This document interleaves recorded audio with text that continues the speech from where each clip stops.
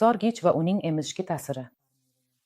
Hayotining dastlabki 2 oyida bola to'g'ri kakrak tutishni o'rganadi, onada esa laktatsiya yo'lga qo'yiladi. Yaxshisi shu davrda bolaga pursutishga bermaslik kerak. Nega deganda? Sorgich kakrakni to'g'ri tutishni buzadi va sorgichlarning shakli boshqacha bo'lgani uchun kakrak uchining jarohatlanishiga olib keladi. Pustishgani sorishda ogizni onaning ko'kragini emgandek keng ochish shart emas va bu paytda butunlay boshqa mushak guruhlari ishlaydi. Bolaga hali bunday o'zgarishga moslashish qiyin. Shuning uchun kakrakni emayotganda u ko'krak uchiga siljib ketishi va uni jarohat qilishi mumkin. Sorgich sut miqdorini kamaytirishi mumkin. Masalan, bola ko'krak so'raydi, lekin ona unga sorgich beradi. Natijada asta-sekin sut ishlab chiqarish kamayadi. Axir talabning kamayishi taklifning kamayishi demakdir.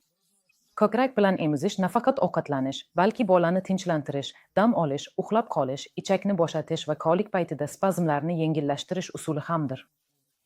Albatta, ba'zi bolalar va onalar bor. Ular sorgich va ko'krak bilan emizishda muvozanat topgan va muammo yo'q. Lekin boshida sizga omad kulib boqadimi yoki yo'q, oldindan bilib bo'lmaydi. Qaror qilish o'zingizga bog'liq. Lekin tavsiya qilaman, hech bo'lmaganda dastlabki 1-2 oyda sorgichsiz yurishga harakat qiling, keyin esa uni faol ishlatmaslikka harakat qiling.